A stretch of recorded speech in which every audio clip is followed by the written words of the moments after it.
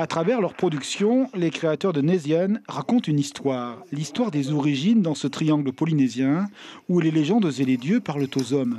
Une communauté de frères à laquelle s'adressent les jeunes gens lettrés depuis 5 ans grâce à leur collection au design soigné. 10% de leurs articles partent à l'étranger.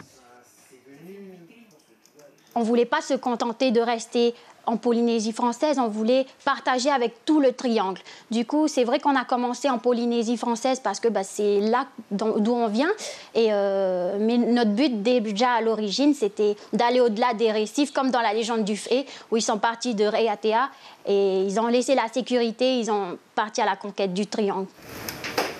À votre avis, pourquoi on met le post-acheminement donc après le calcul des droits de douane? L'exploitation est une affaire de combats économiques, de chiffres, de règles douanières. Nous voici au milieu des étudiants en BTS Commerce International de l'Amné.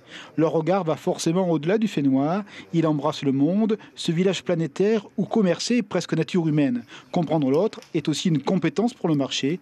Lui dire qui l'on est, une qualité. La Polynésie française déjà s'ouvre sur l'extérieur et va continuer à s'ouvrir sur l'extérieur.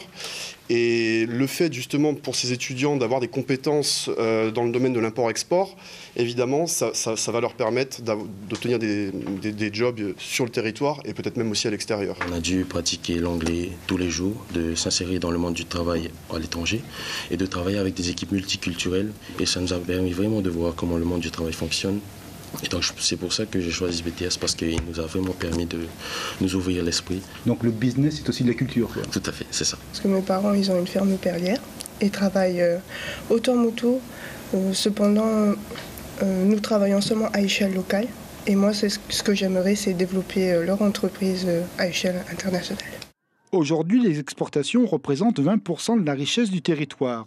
Parmi les plus grandes activités, le tourisme bien sûr, ou encore la perliculture. Elle représente 60% des exportations de produits loin devant la pêche. Avec le marketing territorial et la mise en récit des imaginaires, la Polynésie a encore des marges. Les exportations constituent le deuxième moteur de l'économie polynésienne. Au cours des 20 dernières années, les exportations, elles ont évolué dans des sens variables. D'abord en forte hausse jusqu'aux années 2000, avec l'instabilité, une légère chute, jusqu'à l'année 2009. Et puis après, depuis la période de reprise, on a une légère hausse. Ouais, on n'a plus de petite taille dans les jerseys, mais ça arrive une nouvelle collection là, pour Noël, pour les jerseys. De retour avec la marque textile, la Polynésie, c'est un peu moins de 300 000 personnes, un marché donc plutôt étriqué. L'export devient une nécessité dans la consolidation de l'entreprise. L'entrepreneur qui a pensé ce projet il y a 5 ans prépare une nouvelle collection. Son œil est rivé aussi vers la Nouvelle-Zélande. Sa signature textile commence à y être reconnue. C'est le but en fait de notre travail, c'est d'apprendre en fait de notre culture, d'apprendre de la culture de nos cousins et d'essayer de repérer des similitudes en fait et de les mettre justement alors au travers de nos designs. La créativité des entrepreneurs locaux est nécessaire. L'importation des matières premières frappée de taxes rendant plus difficile le jeu de la concurrence. Mais la marque Tahiti, comme élément de distinction, reste une valeur sûre. Oui, tandis que le chiffre de ses exportations a tendance à rester stable. Pourquoi la Polynésie doit-elle prendre en compte le contexte international selon les économistes de l'ISPF et de l'IOM? Pourquoi est-ce plus que jamais le moment pour les décideurs d'investir? Je vais tout de suite poser la question au directeur de l'ISPF qui va me rejoindre sur ce plateau. Fabien Breuil, bonsoir. Merci beaucoup d'être avec nous ce soir. Vous affirmez aujourd'hui que les politiques et les chefs d'entreprise doivent prendre des décisions en tenant compte, je le disais, et des risques climatique et de la hausse du prix des matières premières. Concrètement, cela doit se traduire comment? Effectivement, donc l'économie polynésienne se porte bien et donc c'est maintenant que les entreprises peuvent utiliser leur trésorerie correctement et le gouvernement également. Et donc par exemple, la transition énergétique permettrait d'anticiper et donc de ne pas subir une hausse du prix du pétrole par exemple et donc d'éviter C'est dans ce sens-là qu'il faut tenir le compte, pouvoir d'achat des ménages. Lorsque vous dites qu'il faut tenir compte du contexte international, c'est par rapport à cela précisément. C'est-à-dire que si on anticipe, on subit moins et éventuellement on peut créer des emplois dans le cadre de nouveaux marchés, voire s'exporter quand on arrive à faire fonctionner certains dispositifs. Et donc la transition énergétique est un exemple qui commence à être internationalement connu et qui fonctionne relativement bien. Donc on pense aux véhicules hybrides, on pense aux panneaux solaires, à un certain nombre d'industries qui fonctionnent et qui tirent en fait nos emplois, qui tirent nos dépenses des ménages, nos revenus pour le gouvernement et pour le pays, qui peuvent être ensuite réinvestis. Et c'est dans ces périodes Même chose pour les risques climatiques. Et pour les risques climatiques, c'est un tout petit peu différent puisque ça s'inscrit dans le long terme, mais on voit le coût des risques climatiques en Europe et dans les régions qui sont touchées. Et donc c'est en anticipant sur toutes les problématiques d'aménagement qui sont prises en compte dans le projet du SAGE, par exemple, qu'on peut, dans le moyen long terme, à 10-20 ans, arriver à mieux cerner, mieux envisager les projets pour que cela soit moins coûteux dans le cas d'une catastrophe naturelle. Les exportations représentent 20% du PIB. Le chiffre d'affaires, vous le disiez, des entreprises à un bon niveau au premier trimestre de cette année en tout cas. C'est vraiment le moment d'investir pour se développer.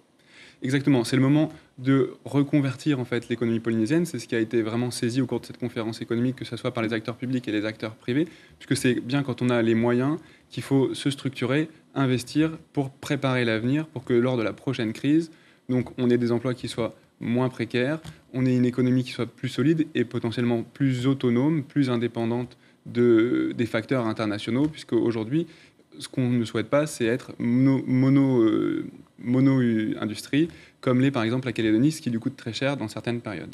Le tourisme et la perliculture sont deux secteurs majeurs pour l'exportation. Les chiffres du tourisme ont encore augmenté sur les 9 premiers mois de l'année. Ce sont sur ces secteurs-là qu'il faut absolument miser et pas sur d'autres. Effectivement, historiquement, l'ISPF va se prononcer sur les secteurs sur lesquels il faut miser, mais historiquement, le tourisme et la perle sont les plus gros secteurs dans nos exportations. Donc 80% des exportations sont l'exportation de services et principalement du tourisme. Même si ça a baissé en septembre pour la perle, c'est conjoncturel. Et sur la perle également, la perle représentait 96% de nos exportations de biens, alors aujourd'hui c'est 60%. Donc c'est évidemment les secteurs qui tirent les moteurs de notre autonomie en termes monétaires. Ces secteurs sont structurels et donc il faut en profiter. On voit que récemment, avec l'arrivée sur le marché de la concurrence, on a pu encore bénéficier d'une croissance assez forte dans le tourisme, on a plus de 7%. On avait une interrogation quand même sur notre capacité à continuer à donner, à alimenter ce moteur. Donc on a une nette augmentation qui en plus vient avec une clientèle qui est un peu différente, qui a tendance à rester un peu plus longtemps, qui ne marche pas sur les plates-bandes de la clientèle historique sur laquelle on a souhaité se positionner, la clientèle haut de gamme, et qui est une clientèle qui, elle, est importante à conserver puisqu'elle nous préserve en période de crise, puisque le luxe est un des secteurs qui est le moins fragile pendant les crises. Dernière question, Fabien Dubreuil, rapidement. Les chiffres de l'économie polynésienne sont en hausse. On n'arrête pas de le dire. Ce sont des bons chiffres et pourtant, une partie de la population s'interroge toujours sur sa qualité de vie. Elle ne voit pas d'amélioration concrète. Il y a toujours autant de SDF et autant de sans-emploi. Cela prend du temps pour que les bons chiffres s'alignent avec la reprise. Alors, la reprise, c'est un phénomène de diffusion. Donc, clairement, on a eu des créations d'emplois, plus que l'année précédente, suffisamment pour limiter, pour réduire même légèrement le taux de chômage cette année, qui devrait être publié suite à la prévision de notre enquête emploi. De là à faire disparaître les SDF, cela ne se fera pas du jour au lendemain. Ça va prendre du temps. Cela dit, la problématique aujourd'hui, c'est une problématique d'employabilité et d'activité. C'est-à-dire qu'en Polynésie française, si on ne regarde pas le taux de chômage, mais le taux d'activité, il est très faible. Donc, ce qui a été souligné au cours de la conférence économique, c'est la problématique de l'employabilité et de la compétence de notre population. Et ça nécessite de la formation et ça nécessite du temps. Et les gens qui sont sortis du marché du travail, ce que nous disent des enquêtes emploi dans le reste de l'outre-mer et en métropole, c'est qu'une fois qu'on est sorti, c'est plus difficile d'y rentrer.